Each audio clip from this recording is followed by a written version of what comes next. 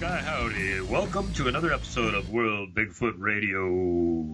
We have a special all Rocky Mountain Alpine episode coming to you this week because I'm in the Rockies and so is my guest. And we both research Bigfoot in the Rockies.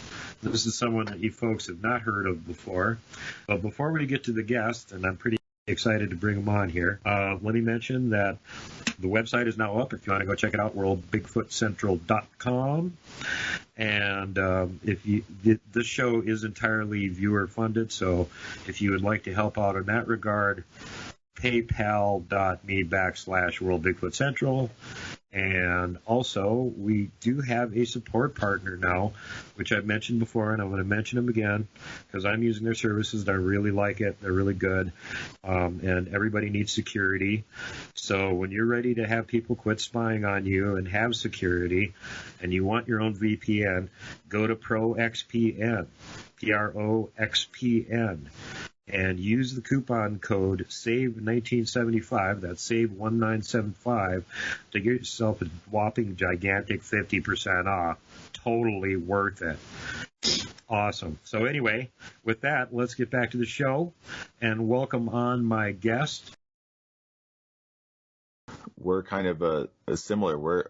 I feel like this hominid species in us, we're the apex predators of our own domains. And so when we meet like on face to face, it's definitely like a standoff because they don't know what we're going to do either. Because when I started thinking about it more, I realized, well, if one of these waltzed right out to me and said hi, that'd be too aggressive to me, even if it was trying to be friendly, right? Like that's too much for me to take. And I think that's the equivalent, like if I came in with a bright flashlight and just rushed into the brush trying to look for one. So I feel like they're both, equal in their own regards. Reminds me of the scenario where they filmed the Pennsylvania white Bigfoot. They heard something out in the woods. He goes running out there with a flashlight and a camera and gets one on camera for a split second before he goes, "Oh, human!" So it's probably both intriguing, exciting, and terrifying for both us and them, to be honest with you. Yeah, I think that's hilarious too. You think of Bigfoot, this big, bad, nasty, scary monster, and they're just as scared of us as we are of them most of the time. I mean, think about it from their standpoint. We're the only critter that they ever see that can kill things long range. Right. Oh yeah, that's really scary. We're scary. We are a scary species on this earth, especially in numbers. So. Yeah, I mean, it'd be like if you're out in the woods and, you're the apex predator. Let's imagine there's no Bigfoot. And you're out in the woods and you're the apex predator, and you run into like 5 or 6 puckwudgies. Well, they're just little guys.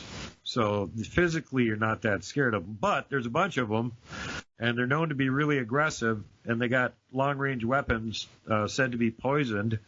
So now as somebody that knows that, what's your reaction to the little bitty puckwudgies going to be? Stay away from them. Yeah, hide from them or get the hell out of there. So, you can't expect that Bigfoot's going to have much of a different reaction to us. The only time that they see us out in the woods, we're either doing weird things, making noise camping, getting drunk, hooting and hollering, or we're out there wearing orange and sitting in a tree trying to kill something long range. Well, geez, neither one of those sounds like, something that if you watch it very much, you'd be like, hey, I want to get to know these guys that can kill something at long range. No. Yeah, absolutely. But evidence suggests that doesn't stop them from getting close and trying to interact. I believe that a lot of the times, like when they throw little pebbles and get close, they're trying to interact in their own way. Obviously, it's not the way we interact because we're more direct, but I do feel like they're trying to communicate to us on some type of communication channel. Oh, sure. I think another interesting thing, too, is their behavior. I was talking to another researcher friend of mine out in the east side of the country last night, and he brought up it was a native legend. I remembered hearing about this from one tribe, and then when I was talking to him last night, he also mentioned it, where the legend is that, at least with the Bigfoot in this one particular area, that they basically had to count coup in order to achieve the status of being an adult. And what that entailed was they had to touch a human without the human knowing they were there. Interesting. The juvenile that I was interacting with one night, I have it on audio recording. It sounds like he came up and smacked the Jeep. And I actually woke up. Interesting. Yeah, some of that you wonder if they're just trying to get a reaction out of you, or if it, especially ones like that where they touch a person. It's like, what's that all about? Is it, in fact, counting coup? Brenton Sawin, who also has a really cool show, he was out Bigfoot researching, and he had one of them grabbed by the ankle and pull him partway out of the tent. There's counting coup for you. Actually, just recently on one of the YouTube comments, someone wrote about in the forest, like that I live by, Pike National Forest, that she was camping here and she got experiences with, it looked like 2 young ones and an adult. And on the second night, one of them tried to unzip the tent and she yelled at it and it left her alone. So it makes you wonder if that's part of the... Yeah. As much as we hear about aggressive ones here, it seems like some other places have worse. I was just thinking of an example that popped immediately to mind from Australia, where they were actually at a campground, but it was a team of people that were going to be out Yowie researching. And a Yowie grabbed one of them's tent and took off with it. And this was a big tent with the human in it, with the air mattress in it, with a little portable fridge and all kinds of stuff. Damn. And he grabbed the tent and drug it across the campground. And the guy started screaming, other people started coming out of their tents. And at that point, he dropped it and took off. But yeah. I mean, I've been through some intimidating encounters where the intimidation is displayed, but never something violent, never something where like that's scary, like where you're actually getting dragged off and you don't know what the purpose or agenda may be. Yeah, and especially when you're in a campground with other people that are in their tents right in the camp, and you got to wonder what it was thinking. Was it a dare? Was there juvenile Yowies over there going, hey, I dare you to grab a tent and drag it across the campground? So... Well, it might, chimpanzees do that. We do that, where we try to show dominance or show like our might to our peers by doing risky behaviors. So it very well could be like something akin to that. Another good example of that, again, I was talking to that friend of mine last night, and he mentioned it as having happened to him at one point, where, they'll get around like a campsite where they're getting like halfway aggressive because they don't want you to be there, and you need to pack up and leave now tonight, not stay until morning sort of thing. And, you'll hear the usual things. They're making noises. They're throwing little rocks. They're throwing sticks and stuff into the camp. They're getting kind of agitated. I've heard this from 2 different people now, that when they ramped it up the next level, the things are actually running and jumping over their tent. You could hear them bleep from the one side and then thud onto the ground on the other side of the tent and run off again. That's interesting. They are definitely tricksters. Yeah. Oh, yeah. I have a friend up in Alaska, and that's actually what the direct translation of one of the names, local native names for the Bigfoot, is trickster. Personally, my girlfriend and I, we call them creepers. Like to creep up on you. They're creepers, and then they'll just throw stuff at you. And they're creepy. Just watch you. Yeah. Well, let's get on to the subject of your really cool documentary that you just released, and I just got to watch it here in advance of all the rest of you guys that are really going to watch this, because it's super cool, really well done. I really enjoyed it. Hoping that you're going to make another one soon. Can you have one done by tomorrow or something? Yeah, sure. Let me. I want to binge watch a bunch of them. Get on it, Matt. Hurry. No, but seriously, you guys have got to check this documentary out. So take it away, Matt. Tell everybody about it. Well, so eventually, probably like a year and a half ago, I decided, you know what? I want to understand more, because I'm tired of living in fear. But that wasn't easy, because I realized that the only way to really interact with them was to let them come to me. And in the situations where they came to me, I was vulnerable and exposed and just had a friendly posture. And of course, I was just playing around. And so those realizations made me realize that if I wanted them to come close, I had to be doing that. And I had to place myself in an exposed, vulnerable position, but still close enough to an area with heavy trees and brush so that they would approach, which, let me tell you, was a journey, because that's the last thing we want to do, right? Is especially being in the military. You don't want to leave like your flanks or anywhere exposed. You want the key terrain. I had to do the complete opposite of all of that. Yeah. You have to untrain yourself and pick the worst, lousiest, most undefensible spot you can find. Yes, and that was really, really hard for me. But luckily, I did it in my Jeep, and in my Jeep, I had like a whole bed system. I had like a hot water shower. I basically transformed it into like a glamping mobile. It has a rough exterior and that sounds like a great squatching rig, though. So, well, yeah, it has helped a lot. And so I went in the same area where I had like the first encounter, and I picked an area where there's a lot of heavy, dense brush and trees. And it picked an area where there's a lot of game trails, and where the canyon came out from the foothills and into the plains. And this naturally would create, like a funnel that drives animals down in. So I assumed that if we had any chance of making contact, it would be in that spot there, which became more than I bargained for later down the road when I realized what was so close. But anyway, it took 3 months going to that spot every other night with my girlfriend and just waiting.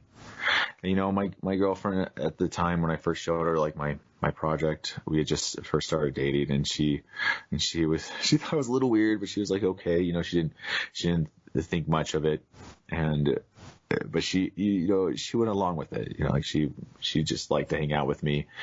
And sure enough, after 3 months, we were there one night. I think it was around 11 o'clock, and we hear like what sounds like pebbles hitting the Jeep, and she says something's throwing some pebbles at the Jeep or something to that notion. And I told her, well, if it's them, they'll throw more, because I told her before, if they do show up, what they'll probably do is throw pebbles at us when they feel comfortable. That was my hypothesis based on my experiences.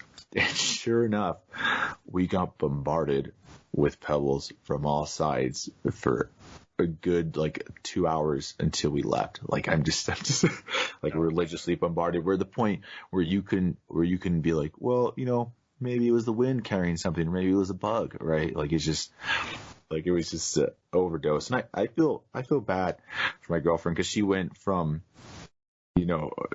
being really skeptical to being a believer. But it was sweet sounding words to my ears when she was like, oh my gosh, they're real. Oh my gosh, they do exist. You were right. And she just kept saying that over and over again. Like her whole paradigm had changed. Right. So a positive side for her, she's with somebody that already knows that they're real, and they experienced the same thing with her. Yeah. So that's really comforting compared to what most people have to go through.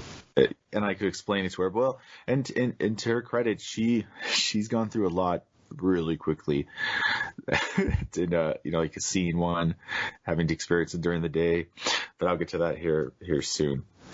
So what I had seen the week before, because this was right before the spring came, so that the leaves were just starting to slowly grow. They were still really small, and I would just check the area out, hike around. I wouldn't check inside the brush at this point. But I found these stick breaks that I saw went across the trail and then went through the deep brush and just went super deep into the brush, and they were fresh stick breaks. And at first I thought, well, maybe some kids broke it to build a trail. But it didn't lead to anything else human made. So I dismissed it, kept it in the back of my mind. But after those pebble throws the next day, I went to the spot where some of the pebbles were being thrown from, and you could actually see where it looked like something had been standing there for a while, because the earth was all moved out of the way, pine needles and earth too, and it looked like little holes where it had been picking up pebbles. But the most interesting thing is right next to it, all of a bunch of stick breaks, not just one, but a series of stick breaks in the same place, which later I concluded, because I find them now like by roads and trails, along like these stick routes. And I think they're boundary markers for them to let them know, hey, don't go this way. This is bad. You're exposed going that way, because they're normally in places where you'll be exposed afterwards. So I think the alpha built those out there to let the rest of the group know, don't go past this, because then you're exposed. Yeah.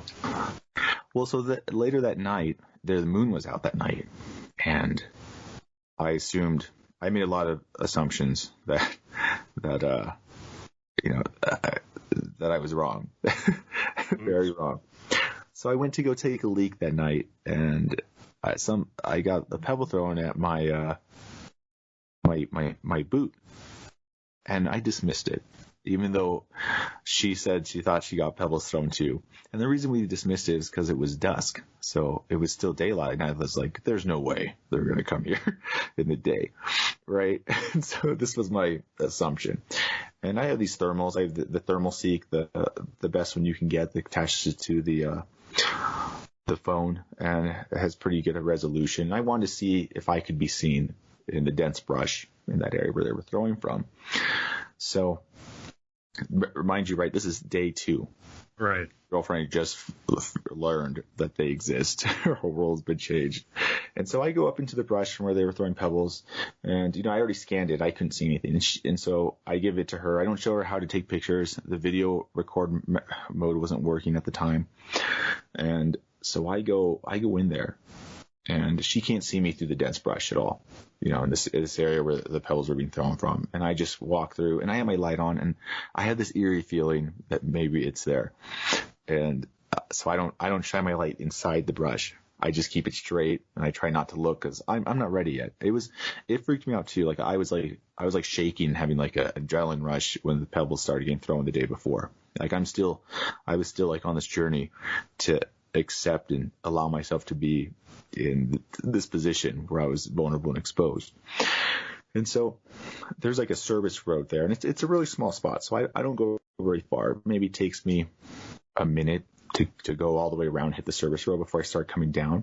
And I'm probably, I'd say maybe 40 yards away, like as I'm heading down the road back to the vehicle. And, I'm like, so how does it look? And she's like, okay. Like I don't notice that something's wrong at the time until later.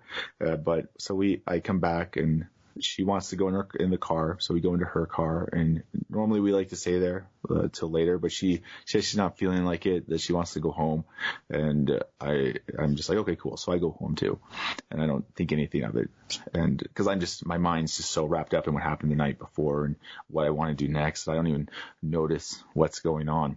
And so the next day she calls me that evening, and she tells me she has to tell me something. And what she says is, when I started coming down that road, she right next to me in the brush, she thought she saw a naked man, like a tall naked man, and he like pretty lean, like a basketball player. And the reason she didn't say anything at first was because she was like, I don't want to let this naked man that's spying on us know that I know that it's there. But she says as soon as she looked at it and moved the thermals a little over directly at it, it's like it could see her. And because at first it was trying to move like closer to me, and then when she moved it over, it like froze, and then started like wiggling around like side to side, not knowing where to go. And then when I got close enough, it stood straight up like a tree, and it didn't move at all. And when I went to look there the next day, it looks like the reason it was moving closer is because there was a big tree in the area where she saw it at. So I think it was trying to get out of the beam of my light. And she said later, when she started thinking about it more, within those few seconds, she realized like that it probably wasn't a person that was probably 6.5 feet tall, naked person in the woods. And it was probably like this juvenile that we eventually have like a pretty long type of relationship with, but it just freaked her out so much that she wanted to leave and she didn't want to talk about it. And so this is day 2, right?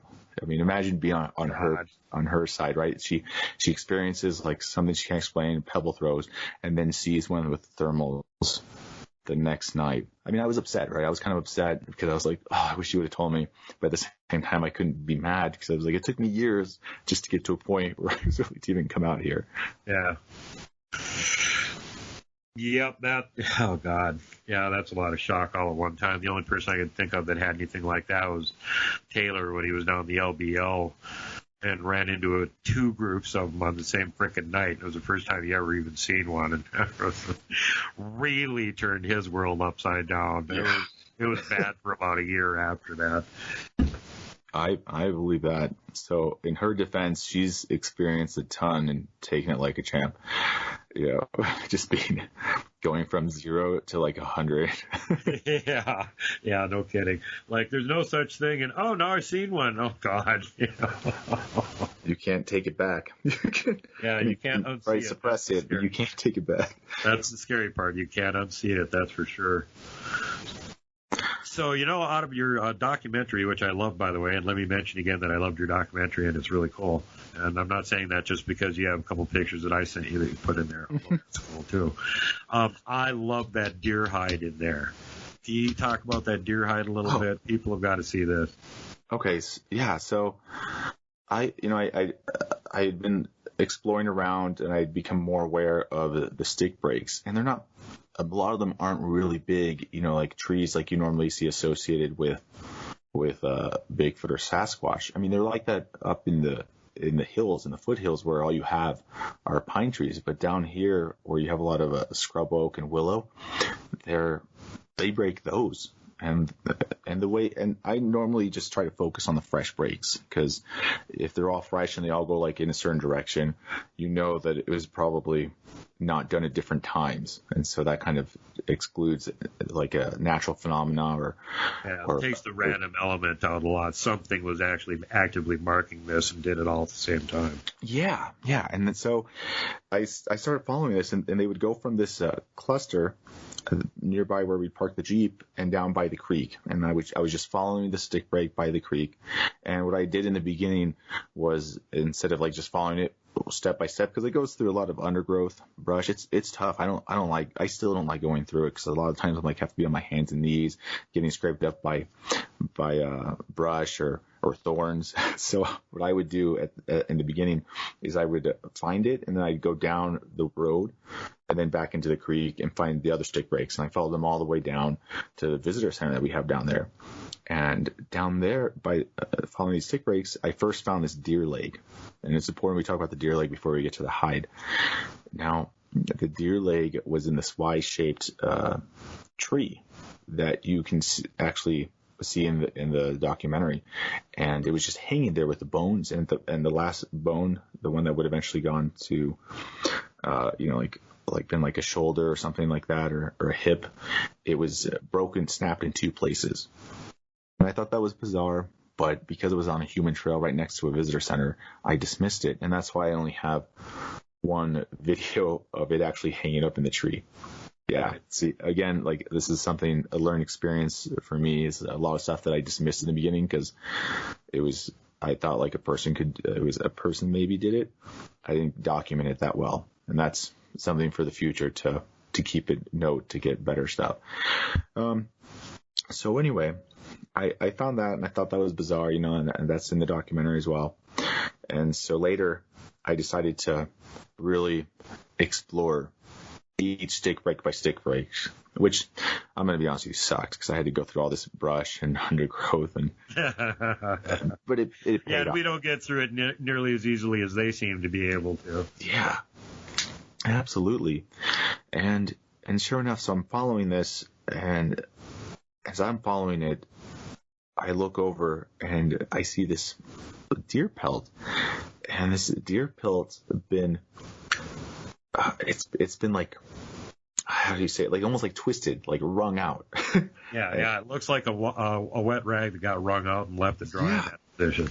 And you actually get to see like my first impressions of it, like in the documentary. Like that's me just being like, wow,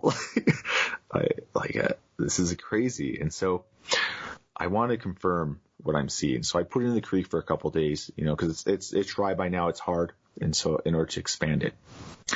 And I come back a few days later, and sure enough, this this deer pelt looks like it's been ripped. Like, have you ever seen like when you take like a rabbit pelt or a squirrel pelt, you can just skin it like a sock with brute force. That's what this deer pelt looked like. And it's just blowing my mind the more I look at it. And there's no knife marks. There's no claw marks, no teeth marks, not shredded anyway. It's literally like someone killed it with their bare hands and then ripped it from the tail all the way out. The neck's still connected. It's still intact, and there's a little bit of the chest, like it hasn't been split exactly down the middle, and part of the neck's like ripped. Where you can see like it's just got ripped off. I don't know how else to describe it. It looks like it got ripped off. And I've also found coyote pelts like that too. So the important point here is that you examined it closely, and that there's no cut marks, no teeth marks, no claw marks. Something with sheer brute force tore its hide off, turned it inside out in the process. Yeah. It's blowing my mind away. And so eventually, this isn't a documentary, but this just further supports what I found. I eventually decided to go show there's like a visitor center there. So I showed one of the volunteers first. I tell them about it, and I was like, what do you think could do this? I just want to hear their opinion. And so the first person that comes out is this old gentleman. He's been a hunter his whole life, and he comes out, and I show him, and I'm just like, I don't know if I could do this. And the look on his face was priceless. You could tell he was like really bothered by what he was seeing, because he couldn't explain it either. And of course, I bring out, then eventually he goes back and tells everyone else. And so now, like, everyone else, all the other, like a staff comes out that actually works there permanently. And of course, they dismiss it as a mountain lion. I tell them that, well, there's no way that could be, like a person can't do this, and will leave marks. Well, anyway, one of the people that's in charge of the whole area, she tells me that the year before, further up the canyon, they found a big black bear, ripped to pieces with a pelt in a similar fashion. God. And so I went to the area where the area she spoke of, and sure enough, there's new and old stick breaks, and that's the trail that they traveled in that area. And then they go on further to tell me that when I talk about like the deer leg in the tree, they're like, oh, that happens all the time. Sometimes like intestines and stuff will be left out like here, and they just assume it's either mountain lion or Satanist. And so it's been going on for a long time, but it just gets dismissed. Maybe it's a combination of both satanic mountain lions, an even worse combo. Now, some of the friggin' excuses they come up with for what's causing some of this stuff is just like, are you serious? That's even more far-fetched than our rational explanation for it. Well, and the cool thing is I showed the video to a lot of hunters, especially hunters that was their business, and they couldn't explain it. In fact, a lot of them, without me asking or saying anything, they're like, the only thing that could do that's something like a Sasquatch or Bigfoot. What's really weird that I'm still trying to figure out is a lot of there's like a strip of hair missing on the top of it if you look at that. And this hunter that owned a business in hunting in Nebraska, what he thought it was, I don't know the name of it, but he said like what he used to do with his rabbits to gut them quickly. It's like he would just grab them and like hit them along on like a log or something really hard, and then just squeeze the guts out. And so he thought that maybe it was being like something similar to that, and that's how the hair went missing, because that would happen to him.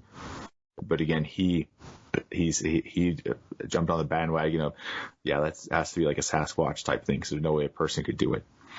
And then when I felt confident enough that this wasn't anything that I could explain of a known animal, I brought it to two wildlife biologists for the National Forest, for Pike National Forest here in Colorado Springs. And I thought it was only going to be one, but there were two at the time, which was great. So I showed them the video, and I was like, what does this? And the first guy, he said, without missing a beat, Sasquatch. And then the other one got so mad at him, and he says, don't tell him things like that. Like, he was like just upset. And so then the other biologist said, okay, I'm just kidding. And so we go back. I'm just kidding, he said, as he nodded and winked his eyes. And so we go back and forth, and the other one that said Sasquatch, he's just pretty quiet now because he got like yelled at. And the other guy's trying to explain it, and he was like, well, I use a razor knife now on the hide of my deer, and I'm like, you can't, like, it's hard to see. And I was like, well, like, you'd be able to see that, and why would they leave the pelt like in this fashion, like in this area? And at the end of the day, he was like, you know what, I can't explain it. And they didn't. So I told him, so this is weird, right? Like, this isn't, I'm not crazy. Like, yeah, that's weird. And if you find anything else, let us know. I still haven't brought the other evidence to them yet, but in time I will, slowly bring them in.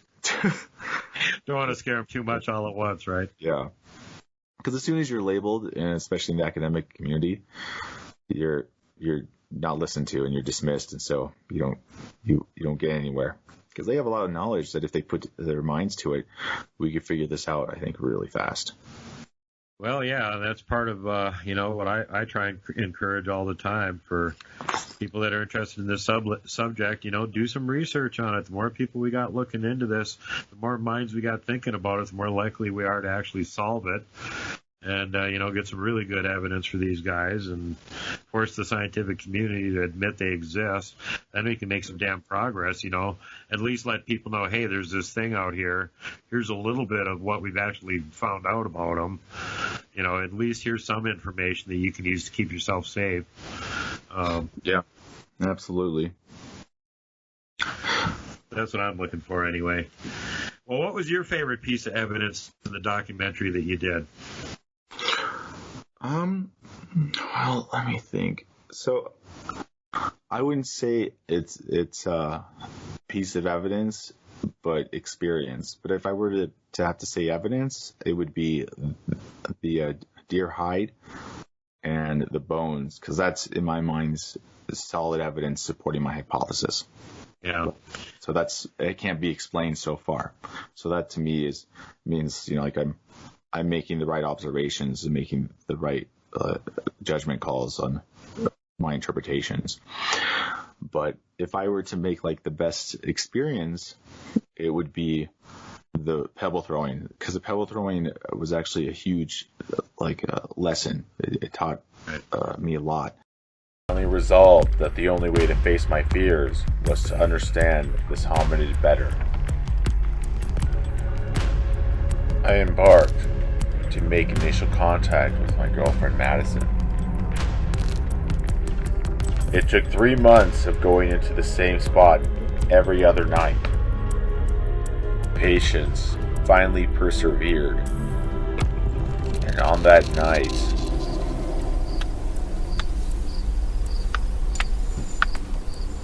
around 11 o'clock, pebbles started getting thrown at the Jeep. I realized that Bigfoot was real. that's when I knew contact had finally arrived, and it was just as scary as the first time.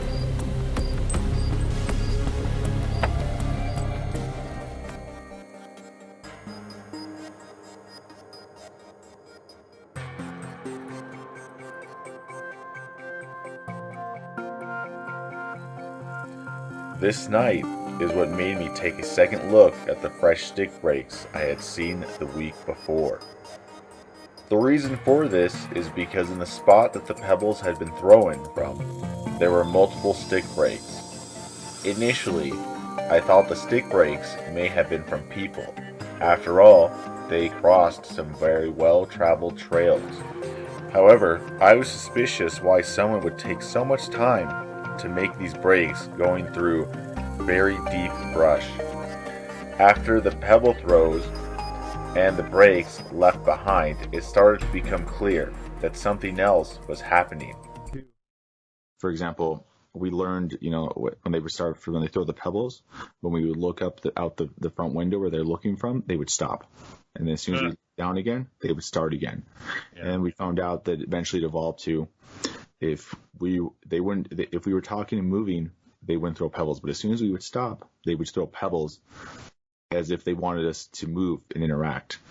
So we learned the evidence suggested that we were entertainment for them. And then it got to the point where the first time we started realizing this was I was working at the time, so I'd work like 11-hour shift, and then I would go and just spend the night there.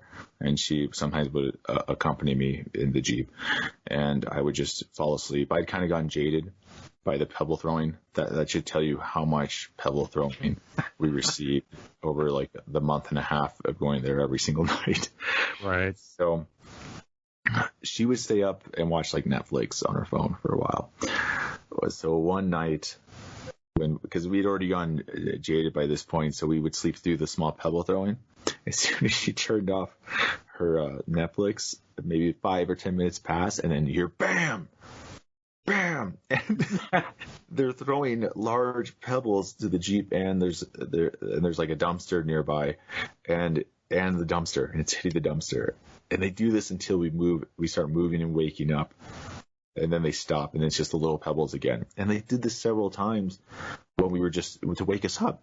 Because before they would just do little ones, and like they would engage us, like we were looking or talking, and they would start again, stop, start again, stop. But when we were sleeping and we weren't moving and we weren't doing anything back to their pebble throwing, they escalated with larger pebbles. I mean, it wasn't anything enough to dent, but you could hear it, right? Like they would hear bam, bam.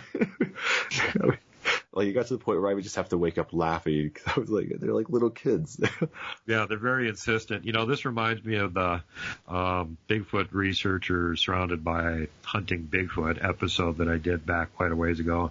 Sunny, she was telling me, and I don't remember if we actually got this on the show or not, but it was one of the things that happened there, that she was one night up there with her brother, and they were staying overnight. They were just sleeping in the vehicle, and they were doing the same thing. They were getting the pebble barrage thrown at them. And her brother's kind of a sound sleeper. He wasn't really like waking up or anything. And then finally, one of them actually shook the vehicle, which is too much for her. So she grabbed him by the shoulder. Hey, wake up, wake up, wake up. What? They're right here. They're throwing pebbles at the vehicle, and I think they want us to leave. And he's like, yeah, don't worry about it. He starts to roll over and go back to sleep. And right then the whole vehicle goes boom, and it just jolts it. The whole vehicle shakes. And he sits right up and he goes, yeah, you're right. It's time to move the car. Oh, man. I remember that. So that's what they did. They started it up, went about 3 miles down the road, and stopped again. Yeah, they'll escalate it. And it's so I think, and this is obviously my opinion, is that when they want us to leave an area, they use aggression, intimidation that we understand. I understand the violent shaking, like the screaming.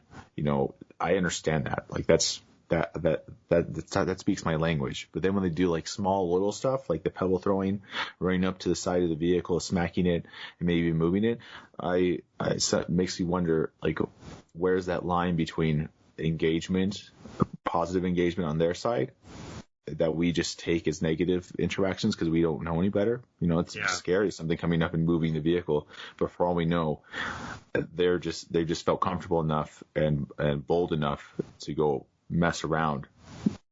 Yeah, two things about that struck me. One is that they were a lot closer than she thought they were. She figured they were sitting back a ways, tossing pebbles.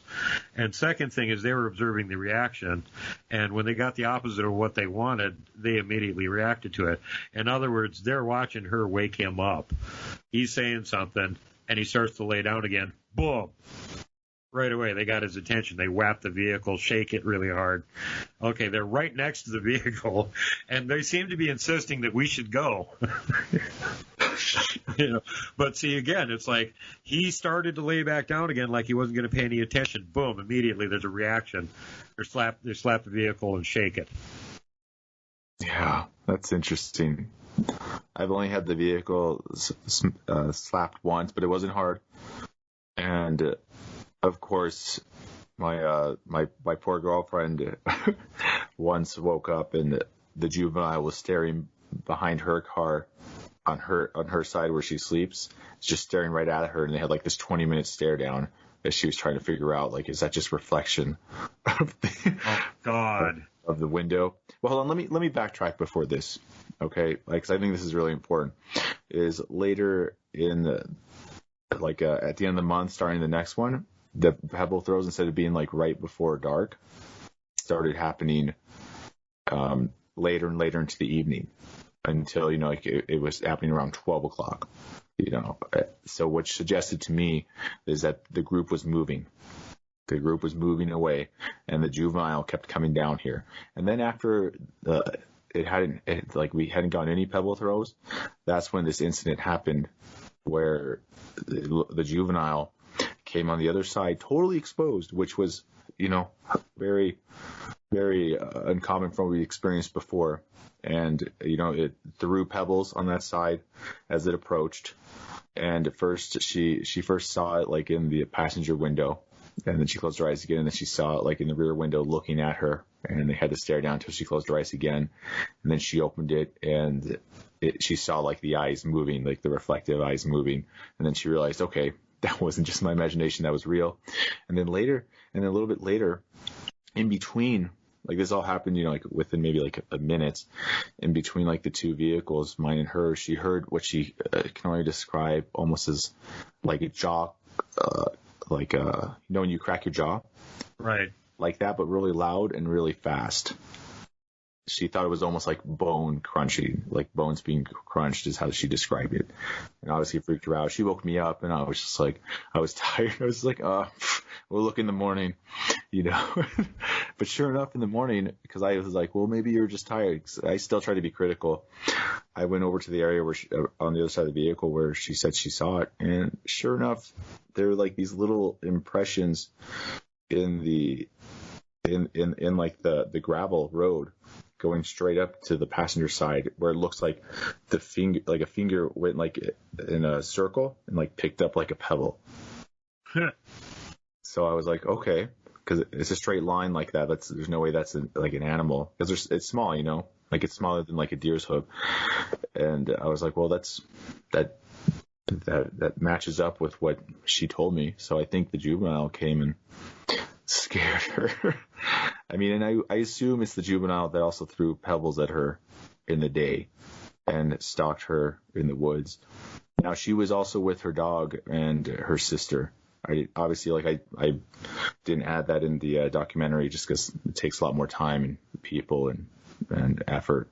But she went up on the trail with her sister and dog, and they get to this point in the trail really close to like where I eventually find their nest sites, and the dog doesn't want to go any further, and they think, well, maybe because she's on the leash, because sometimes when she's on the leash she doesn't want to go until she's off the leash.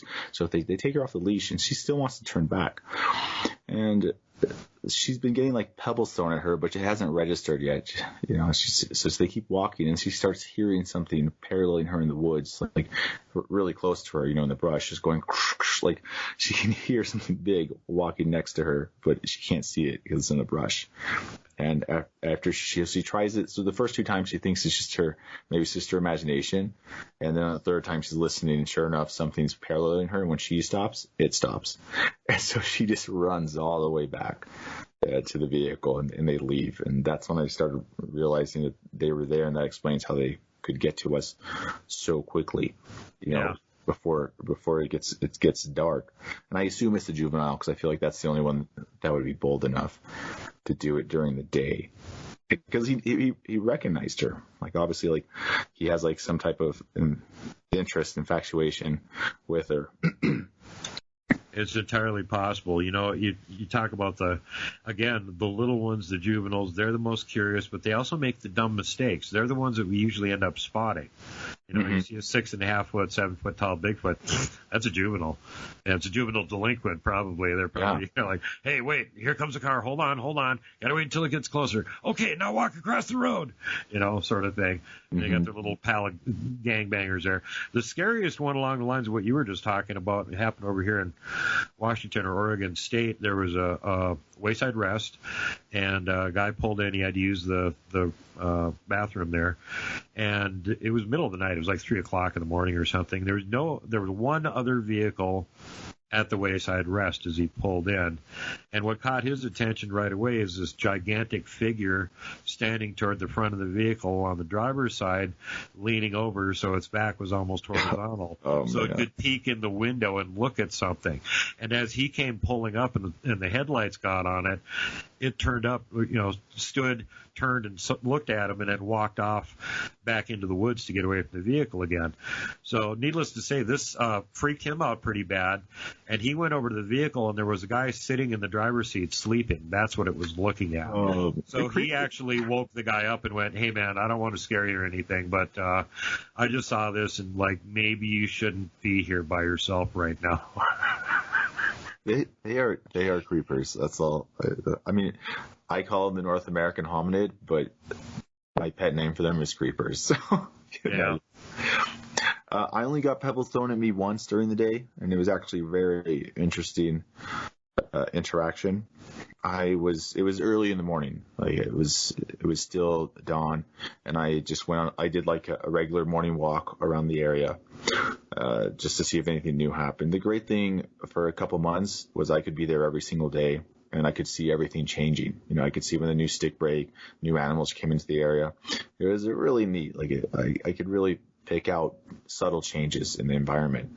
So I went on like this little loop trail, and on the way back, I was walking, and I hear something like drops behind me, like a pebble or something behind me, and I stop and I turn around, and I'm thinking, well, maybe it's just a seed or something, right?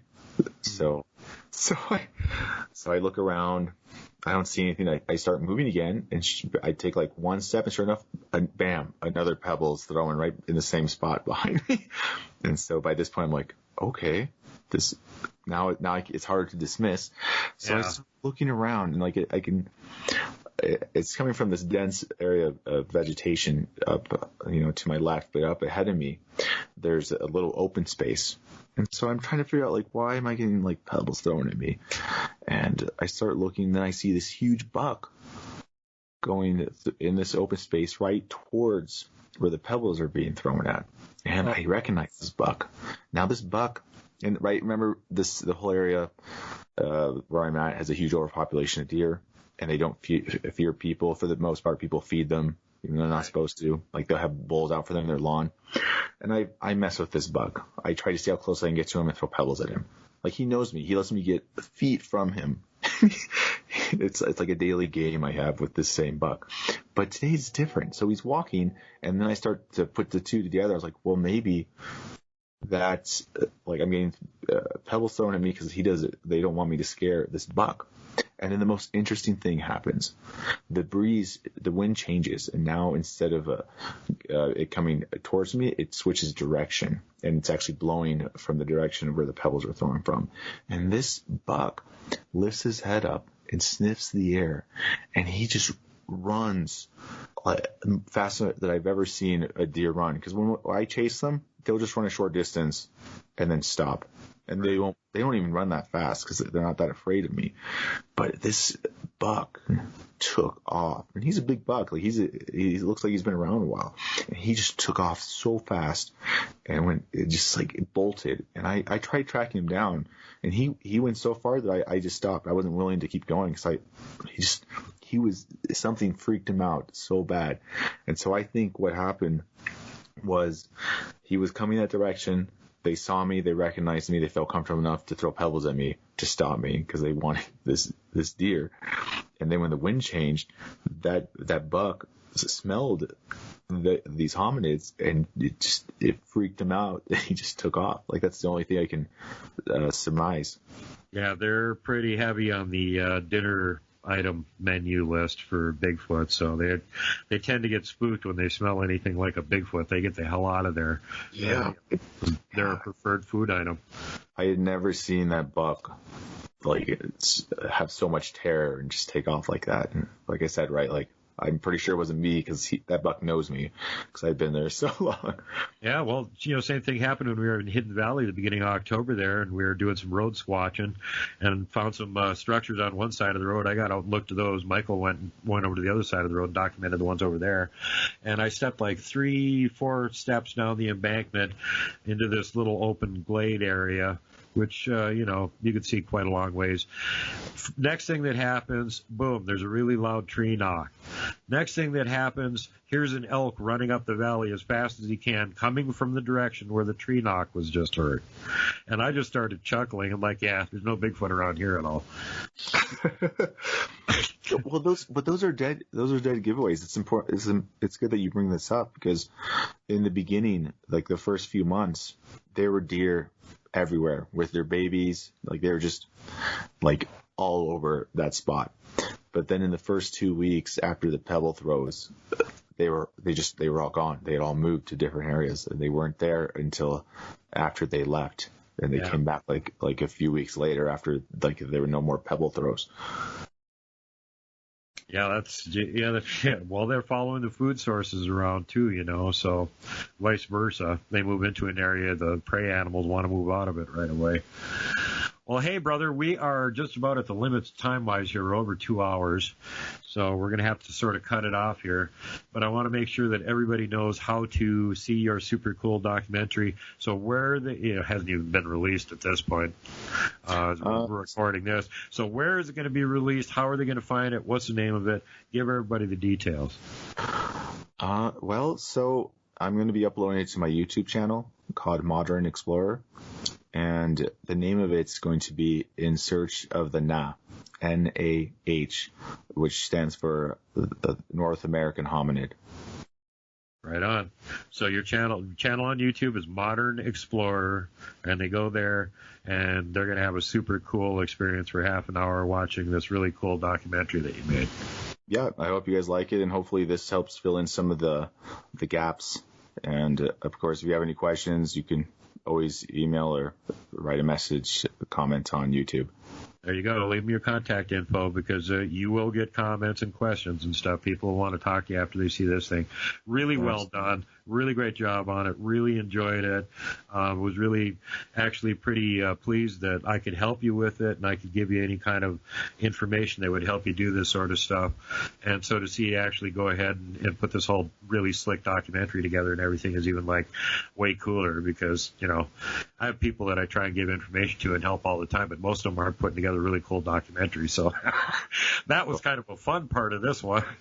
Well, absolutely, Duke. And, thank you so much for, just actually being there and talking to me because it's tough to find someone that's willing to talk and figure things out and look at things critically. So I definitely appreciate the help and the guidance. So thank you. That's what I'm there for. The rest of you guys out there in the community, keep that in mind. If you've had some sort of really weird encounter with some sort of a cryptid, and I'm not necessarily just talking about Bigfoot. In fact, if you had an encounter with a Gugwe or a Wendigo, hey, come get a hold of me. I want to talk to you. Yeah, those are the people I really want to talk to. You seen a mountain giant? Come talk to me. I'm the mountain giant guy. You seen a mountain giant? You want to tell me about it. You come talk to me about that. Regular old Sasquatch, go see Wes on Sasquatch Chronicle. Love you, Wes. But seriously, I'm not really the kind of show that does the encounters. As people have probably noticed, it's more subject oriented, and in this case, the subject being here's a new researcher on the field now that's getting out there, actually documenting stuff, using the scientific methodology to test his findings, and being very methodical and very logical and straightforward about the way he's doing things. So just on the basis of that, I want to direct people to pay attention to what you're doing and give you some support and definitely contact you, especially if they're in your area, that part of the Rockies, because it's always handy having, people tell you, you're in my area, I saw such and such over here at such and such a time, or better yet, there's other researchers in the area that want to work with you and stuff, even cooler. So there you go. So everybody keep your eyes open for that and definitely go check it out. You're going to have that up here like real soon, right? Yeah, it'll be up here very soon. Like probably before you guys hear this interview, it'll be out. That's the plan. Go, right on. Well, thanks for being on the show and coming on and telling us some of your experiences and sharing some of that with us, and definitely want to have you back again in the future. Yeah, absolutely. I look forward to it. All right, buddy. Well, to all the rest of you folks out there, enjoy your week.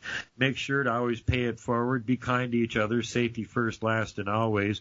Don't flip off the mountain giant. Don't poke Dogman with a stick. Don't punch Puckwudgie. And whatever you do, oh, God help you, do not hug the Wookiee. See you later, folks.